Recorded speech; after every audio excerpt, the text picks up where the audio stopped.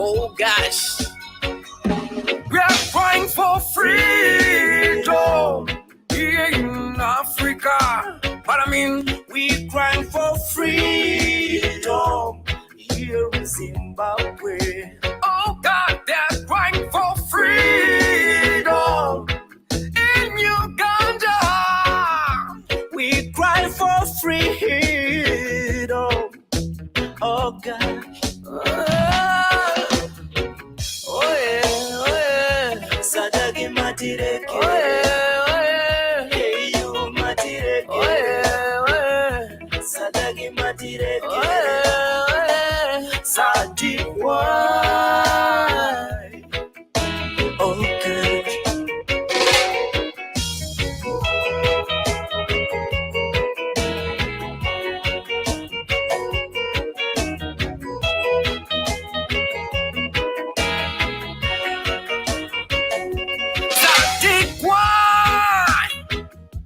Why don't you say something? African Union, why? You gotta say something. Elections are being rigged every time in Africa. Say something. People get killed now and then because of politics. Why?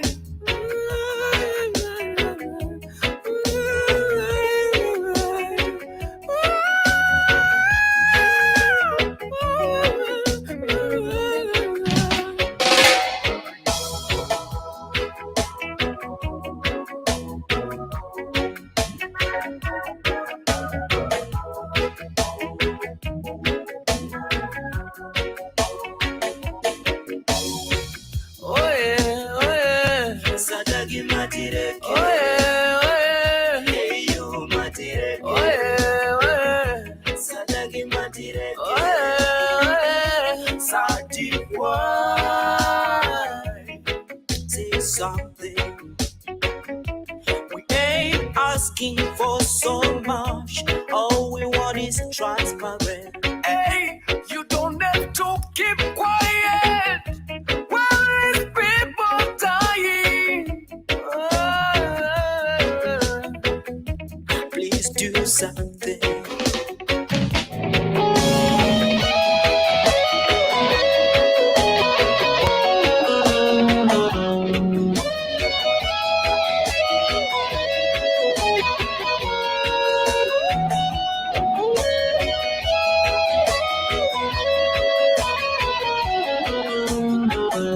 We are crying for freedom here in Africa. But I mean, we crying for freedom here in Zimbabwe. Oh God, they're crying for freedom in Uganda. We cry for freedom. Oh gosh.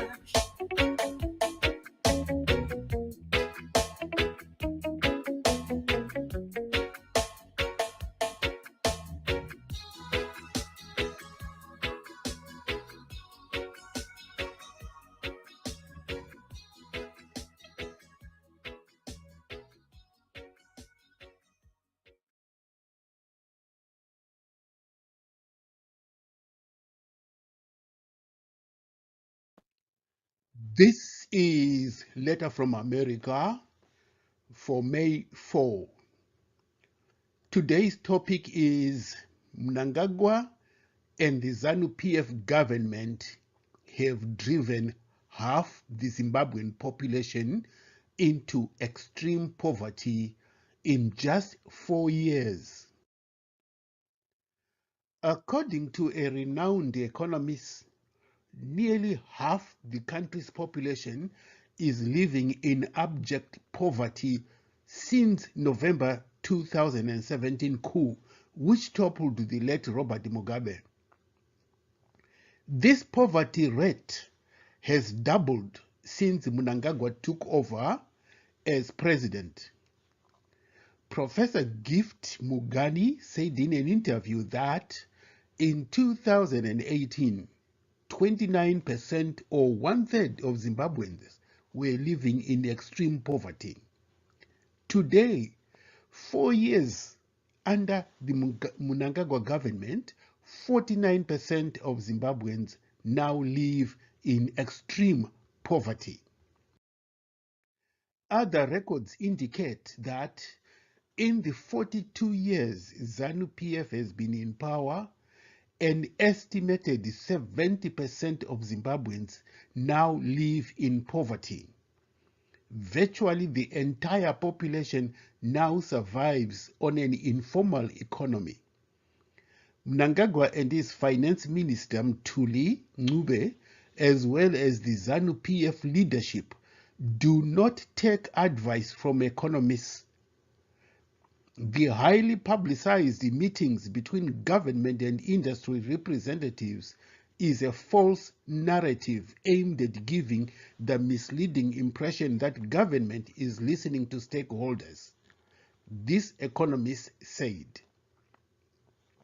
He added that this is totally false.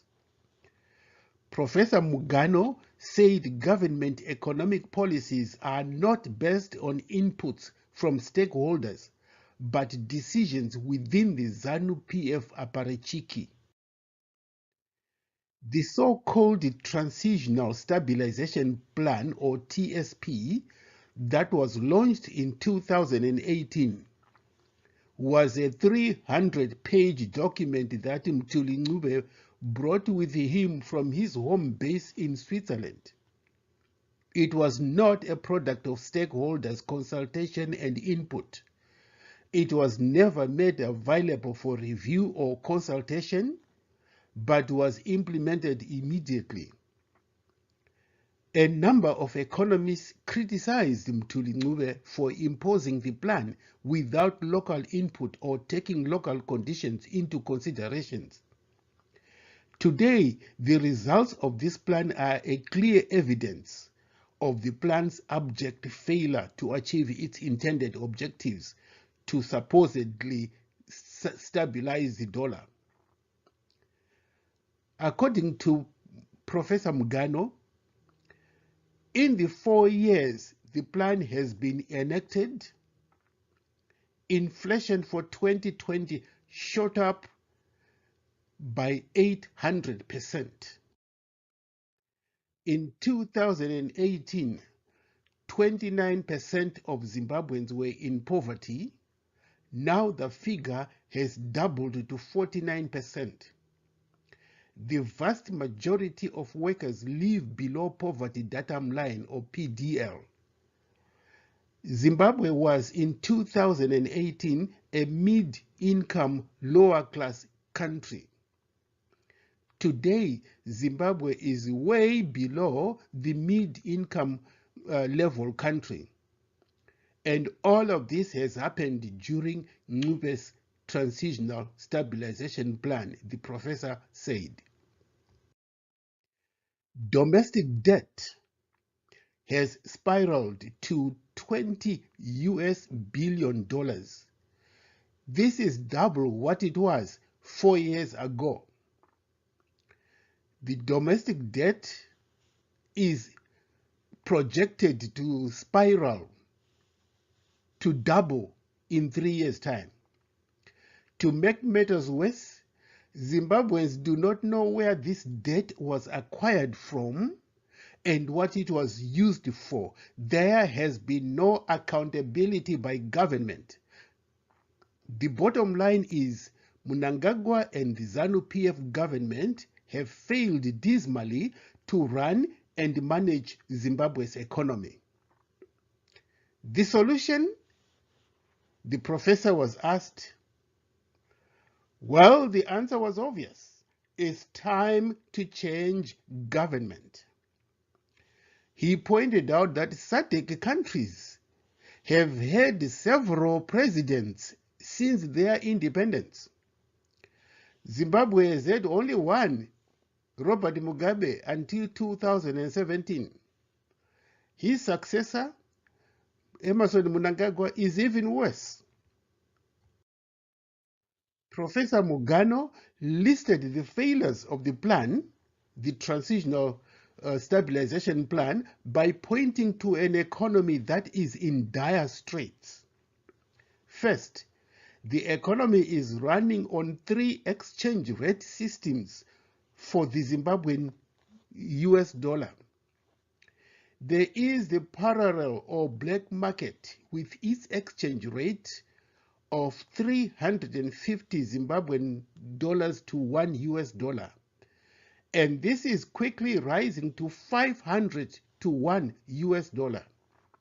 Next, there is the government auction rate at 155 Zimbabwean dollars to 1 US dollar. And next, there is the interbank rate at 240 Zimbabwean dollars to 1 US dollar. Both government and interbank rates are controlled by a cartel of government officials and bankers. The big problem, according to this professor, is having 3 exchange rate systems in one economy undermines the local currency. Money plays a key role in economic growth. Professor Mugano said money has 2 essential functions as a store of value and medium of exchange. The 3 exchange rates that are currently in Zimbabwe today distort the functions of money. As a result, the market and the Zimbabweans are soundly rejecting the Zimbabwean dollar, yet the government is forcing it on them. Again, Professor Mugano stressed the market and the people are rejecting the Zimbabwean dollar. Yet government is not listening to economists. Instead, Mnangagwa regime is using political rhetoric to rationalize its policies. One such rhetoric is that the country has a budget surplus, as Mnube would like to remind Zimbabweans over and over and over again. Incidentally, Finance Minister Mnube and his family live in Switzerland, while in Zimbabwe he lives in an expensive hotel paid for fully by the government.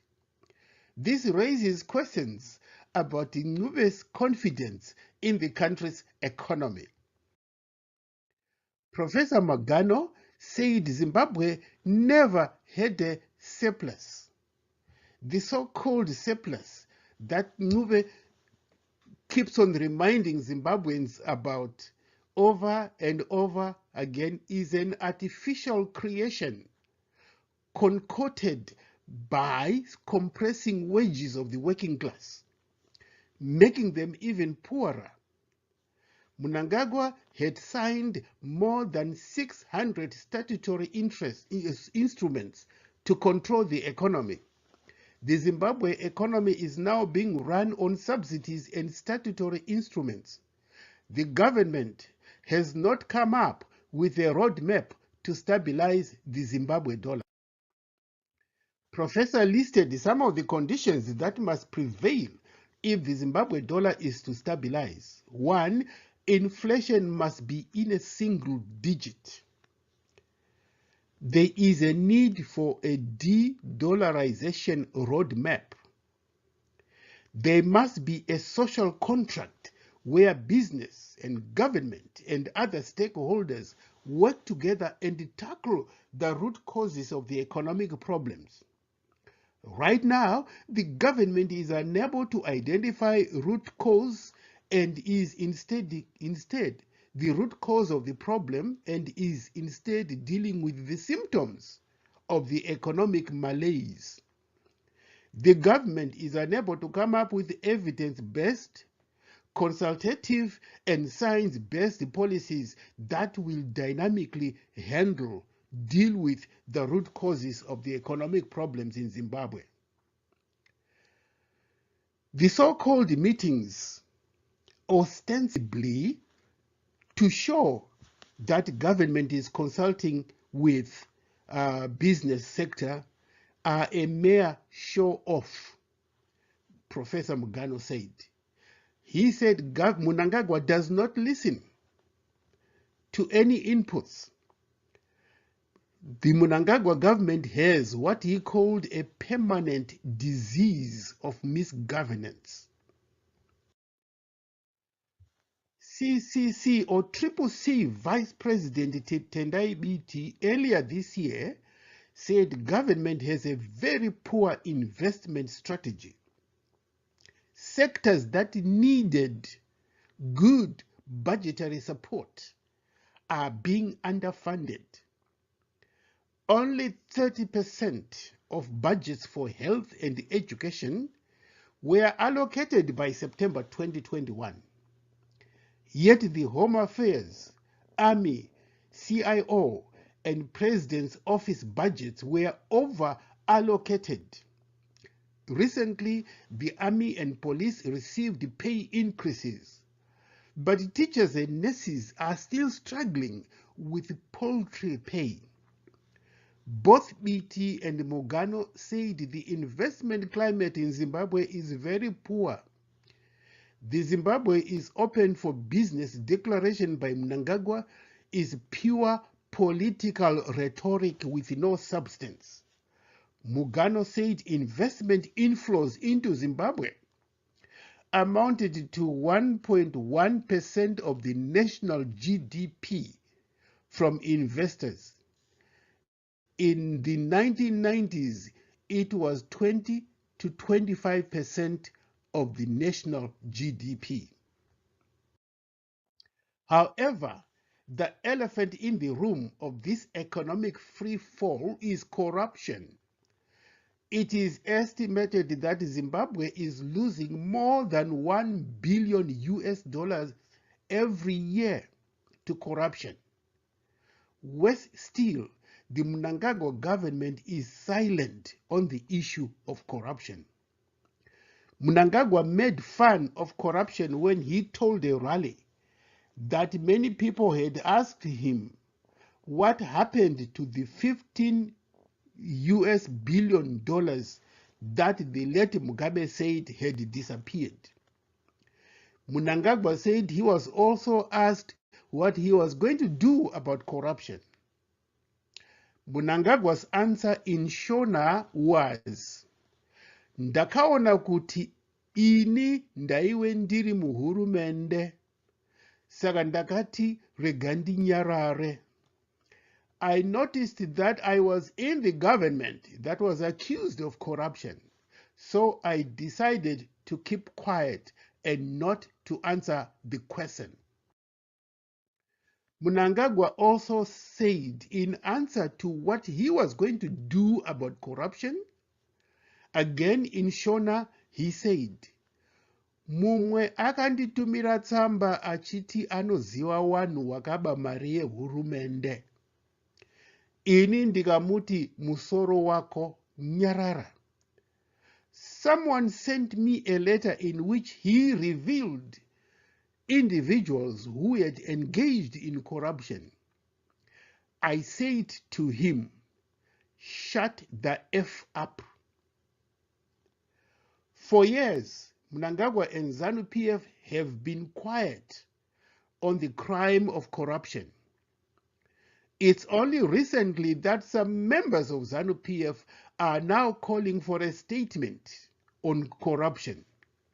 Mnangagwa is protected by the constitution, which says he cannot be called before parliament. And as he always stated, he decided to keep quiet about it a long time ago. The big question is, will Mnangagwa agree to testify before parliament? Or will he invoke his privileges not to attend? If he decides not to attend, what will parliament do? Does parliament have sufficient courage to impeach him? Or will they abandon their demand for Mnangagwa to appear?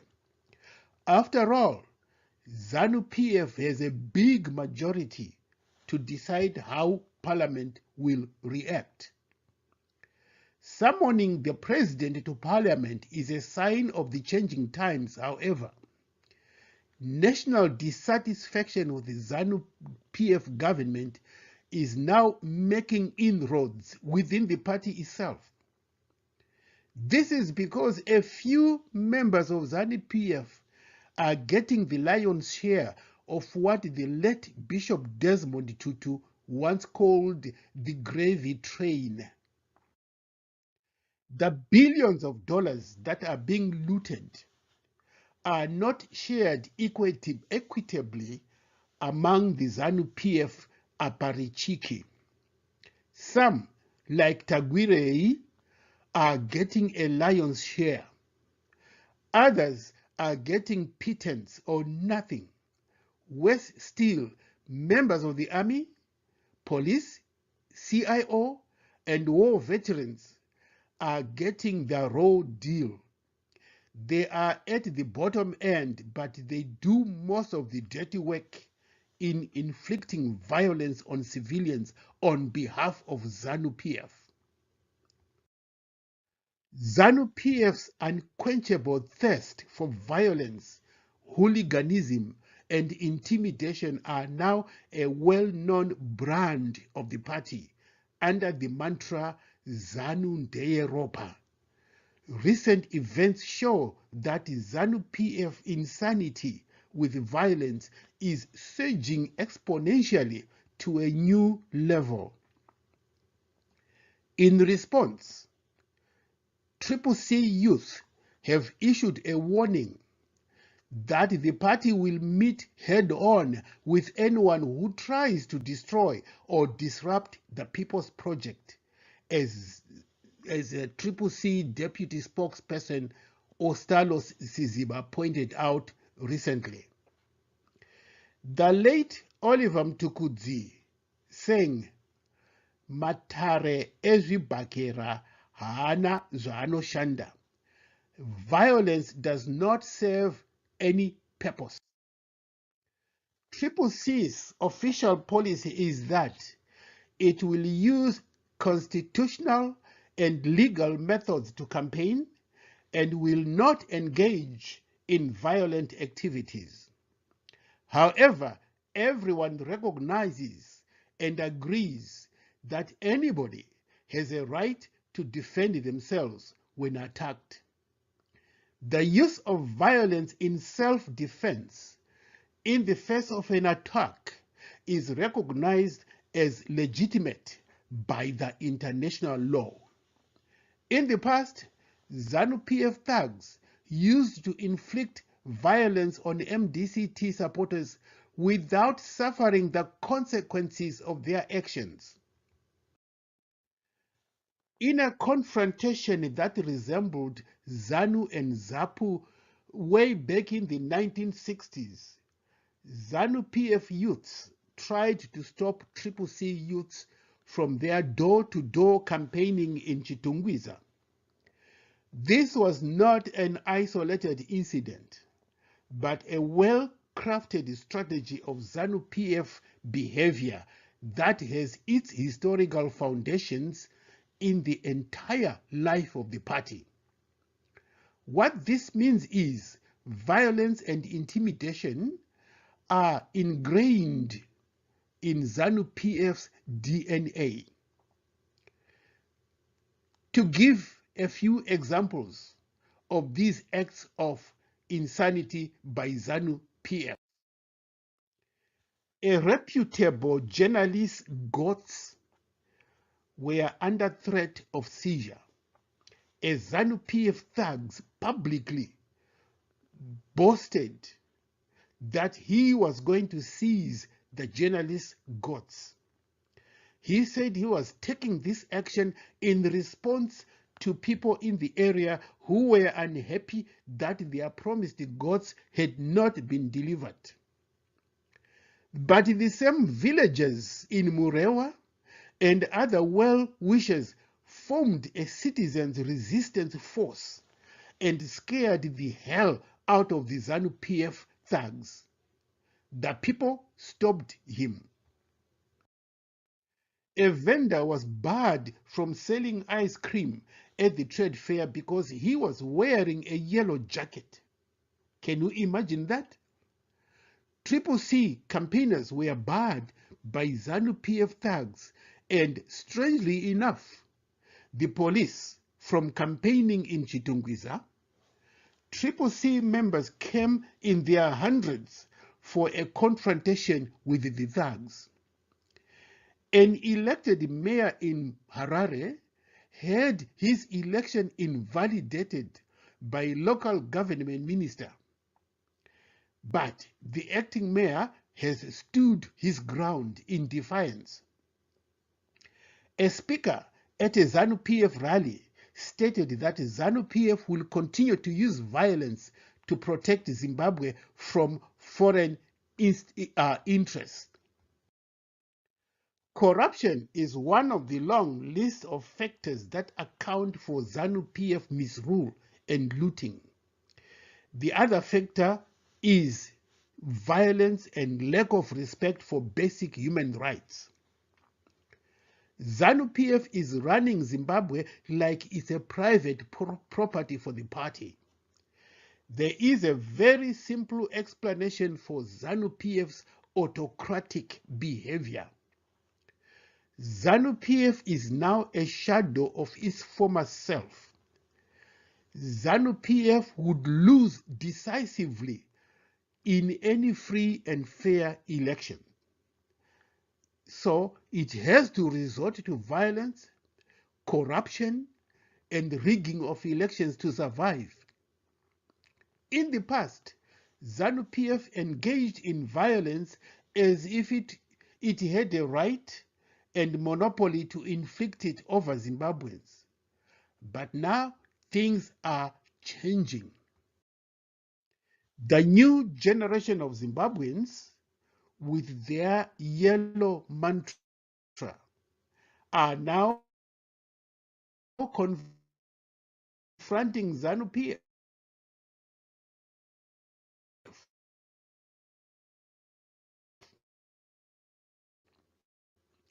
Young progressive Zimbabweans have now realized that ZANU PF is Izizi Risina Manyanga. A number of instances where ZANU PF thugs tried to intimidate were met with stiff resistance. An attempt to abduct Makomborero Zwinawashe failed dismally when local people rescued him in a dramatic confrontation. On the occasion of Press Freedom Day, Zimbabwe is very far behind when it comes to respect freedom of expression and the press as fundamental human rights.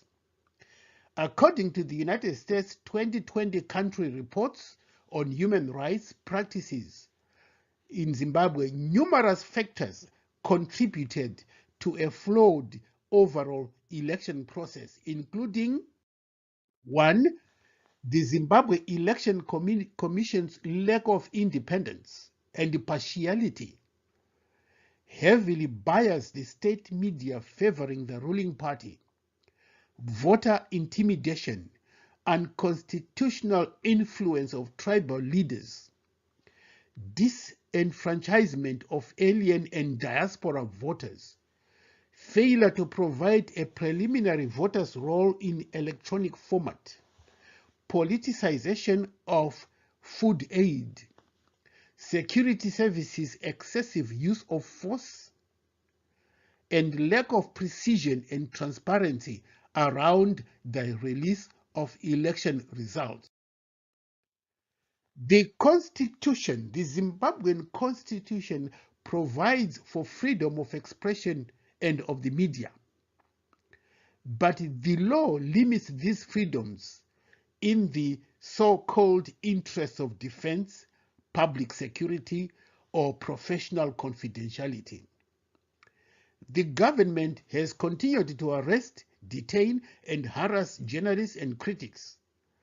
While independent media continued to operate, journalists and editors practiced self-censorship. Government failure to investigate or prosecute attacks on human rights defenders and peaceful protesters led to a de facto restriction on freedom of expression, assembly, and association. Zimbabwe has only one locally based TV station that is government owned and controlled. All other countries in the SADC region have multiple TV stations that are independently owned. And this speaks volumes about media freedom in Zimbabwe. According to Tony Riller, writing in the publication The Daily Maverick, the latest in the repressive laws in Zimbabwe are the proposed amendments to the Private Voluntary Organizations Act. And this reflects how deeply the ZANU PF government fears its citizens. NGOs in Zimbabwe enjoy a much higher confidence ranking from the citizens than the government leaders. A survey by the Afrobarometer showed that 79% of Zimbabweans trust NGOs.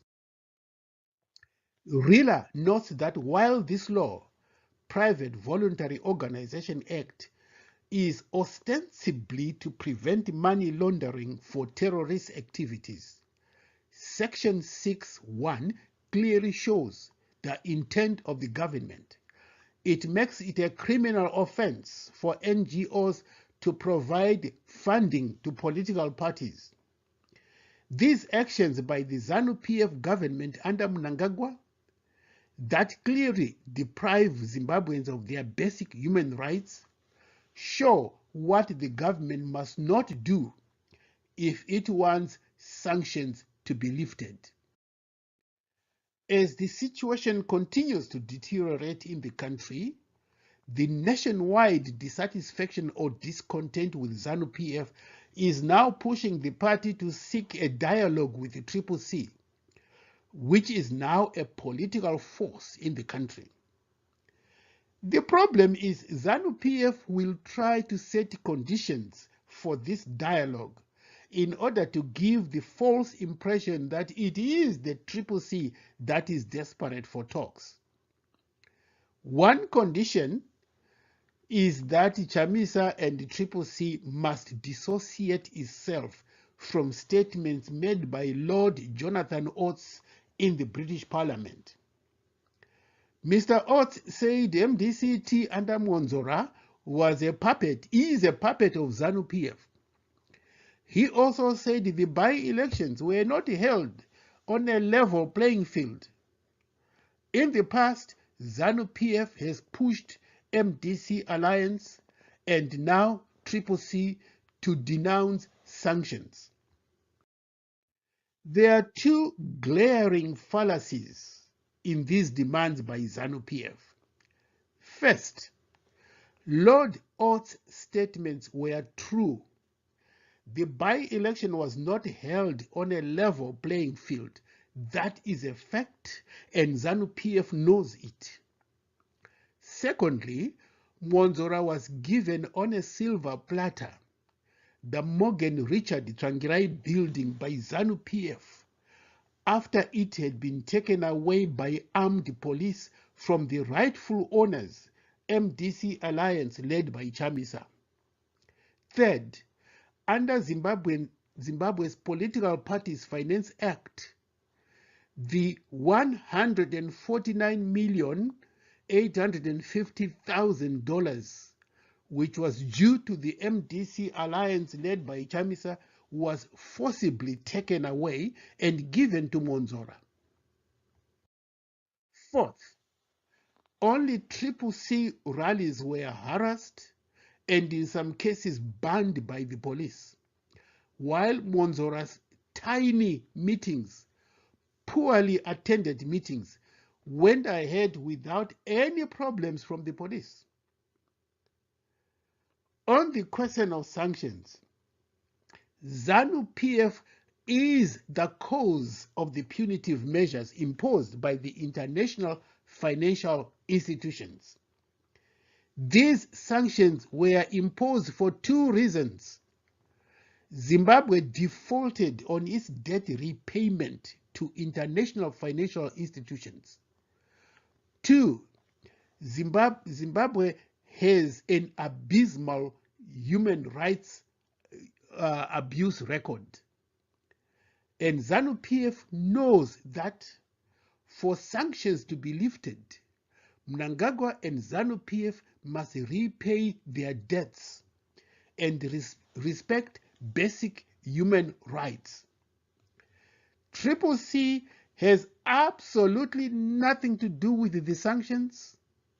This is a bilateral matter between ZANU PF and the international community. This concludes today's broadcast of Letter from America, a weekly in-depth analysis of the situation in Zimbabwe. Thank you for listening.